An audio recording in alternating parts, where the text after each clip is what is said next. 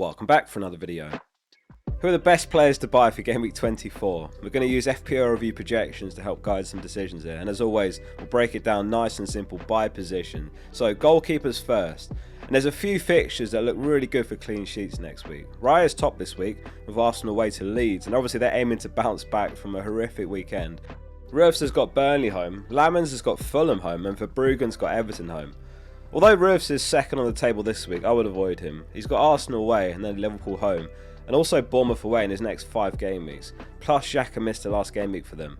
So Raya remains firmly top for the next 5 game week projections. However, interestingly, second top over that span is actually Lamans. Carrick has blown everyone's expectations away really, with wins over Man City and Arsenal in his first 2 games. And he's given the fans what they wanted, like Mainoo's back in the 11, Bruno as a 10, a back 4. They've been unbelievable. In the next 5 are Fulham home, Spurs home, West Ham away, Everton away and Palace home. These next games are crucial and they do need to now sustain that form against teams that are going to be a different kind of challenge with a lower block. It could be one to strongly consider on a wildcard for 5 mil. The only caveat if you go with Raya, or if you've got him already, is he's likely to blank in Game Week 31. So if you've got Raya, then you've got about a 90% chance of needing your backup keeper and blank Game Week 31, depending on if Arsenal knock Chelsea out the League Cup semi-finals. That week, the Bravkas got Everton away, which isn't too bad. Man United have got Bournemouth away. Wolves would be the other team that would blank with Arsenal in 31. Man City and Palace also likely to blank in Game Week 31 as it stands.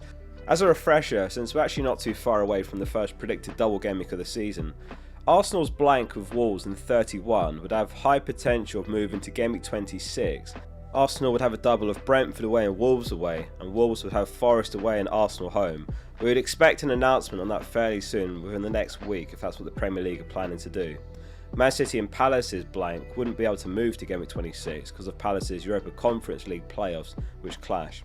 The Game Week 31 postponements will be confirmed in the midweek before the Game Week 25 deadline, so next week. But if they're planning a double Game Week 26, then we'll get a provisional announcement earlier than that, within the next week you'd expect, to give fans enough notice. You'll know straight away if there's a double game week. Make sure you subscribe to stay informed. Defenders next, and it's basically just Arsenal and Sunderland defenders this week on the Game Week 24 projections, though I've got a lot of defenders to discuss here. So the table this week is Gabriel, Mukiele, Timber, Alderete, Reinildo, Saliba, Van Heck and Ballard. So Roofs we were saying is an avoid, because you'd have to start him against Liverpool and Arsenal. However, a Sunderland defender looks fine if you're able to bench them in Game Week 25 and 26. Of the top 20 scoring defenders, Mukiele's the cheapest of them all, and he's the 7th top scoring defender overall in the game. 1 goal, 4 assists, and despite the goal involvements, he's also managed to average 9.9 defcons per 90 as well, which ranks 9th best among all defenders. So he's just been an all-round beast this season basically. His assist last game means that he's returned in 8 consecutive games, if you include defcons as a return anyway. So although he's risen a lot to 4.5 mil, in the grand scheme, that's still cheap. One defender that I'm looking at as an O'Reilly replacement is Cielo. In my case, I already own Mukiele, but I don't have that cover in place currently for Game Week 25 and 26, which is when Newcastle have got Brentford home and Spurs away. And check this out. Over the season, Newcastle were the 2nd best team for expected goals conceded, 25.19 XGC. Arsenal are top with 16.27. They've conceded the 2nd fewest big chances as well, so I think Cielo and Hall still look like great picks long term. The table here is from Fantasy Football Scout. There's a link below to become a member and get 50% off. Cash is another one as well, and he's perfect to buy this week, whereas Cielo isn't. He's 4.8 mil and he's got Brentford home. Villa's long-term fixtures are really solid. They're a good defence. He's very attacking. I think he definitely scores a goal or 2 over that long-term run. Chalobah doesn't quite make the table. He's on 4.0 projected points. Very slightly but not significantly reduced expected minutes on the algorithm, just in case he misses one of the next 5. Given that, although they are amazing fixtures, technically they could be fixtures that he could be rested in, when you consider the fact that they've also got Champions League, League Cup and FA Cup in the next few weeks, and it's sandwiched between those green fixtures. He does look great though, all things considered, 16.9 points for the next 5. Munoz was finally back in the Palace team last game week and he had a couple of threatening moments. He is very pricey at 5.8 mil, but we know how high his upside is. He was a top scoring defender at one point. In the first 14 game weeks before his injury, he had 3 goals and 3 assists.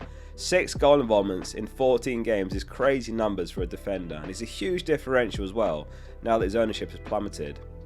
The last one to talk about is Dorgu. So that's 2 goals in 2 games and playing out of position. So is he essential then? I would actually argue he's definitely not essential. So he went off of a potential injury, though Karaj did say it's potentially just cramp. But besides that, I'm actually not convinced Dorgu starts every game in these upcoming run of games. He was potentially better suited for their last 2 opponents, whereas Cunha, I just feel like he could come in for some of their easy upcoming games. And on that subject, let's talk about midfielders. If you caught my transfer plans video, Mbeumo is someone that I'm strongly considering this week. If the theory does hold and Cunha starts some of these upcoming games, then Mbeumo's minutes could get a small boost, because the 2 early subs from Mbeumo have been Cunha coming on. 2 goals in 2 games from Mbeumo since returning from AFCON. He's on the table this week, with Fulham home first. Over the next 5 game weeks, he's among the best in the league as well even.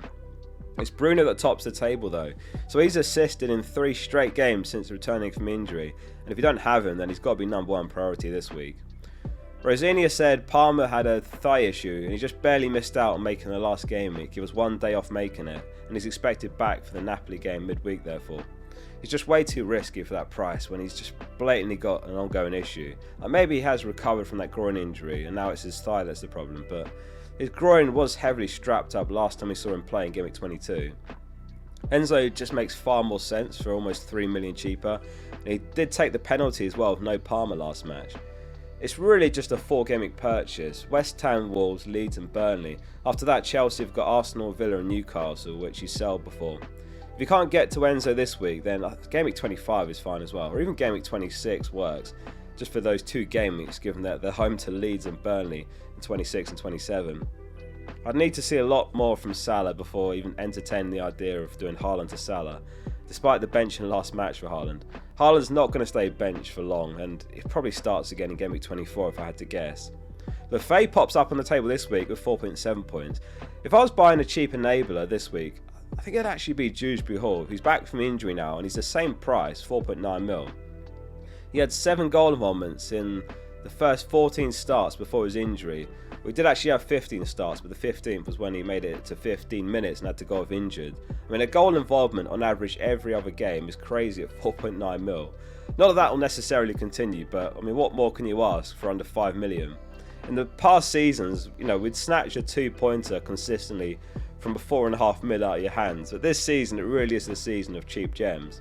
And Dye is the other one from Everton as well, who looks a great pick for 6.2 million given his attacking role and pen duties.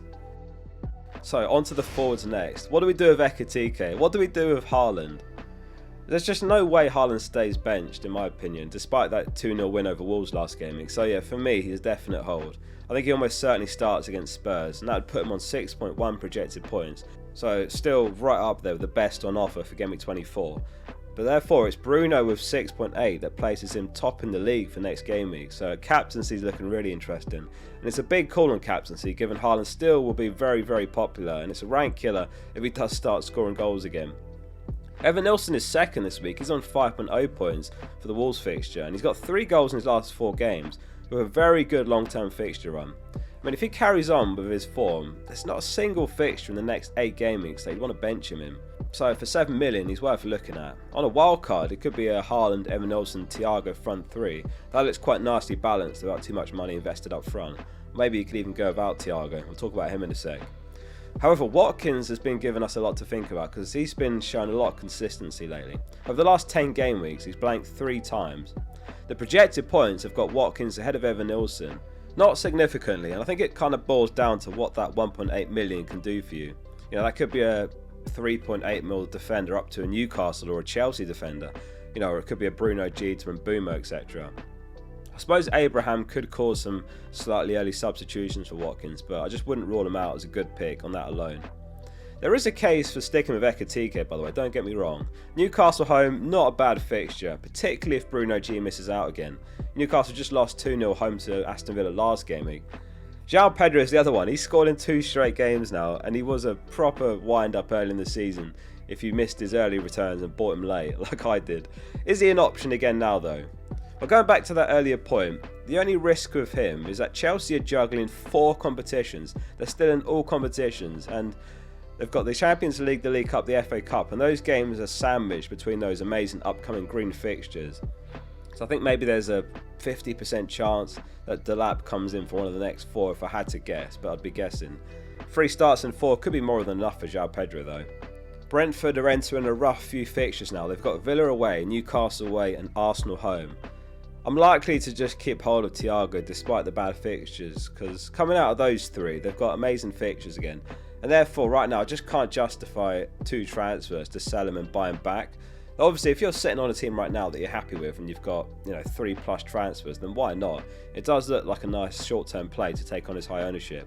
Or likewise, if you're on a wildcard, you could leave Thiago out for 3 game weeks and then pencil in buying him after that. Let us know in the comments what your transfer plans are. Hit subscribe if this was helpful. I'm going to be back with my team selection and other content shortly. See you soon for the next one.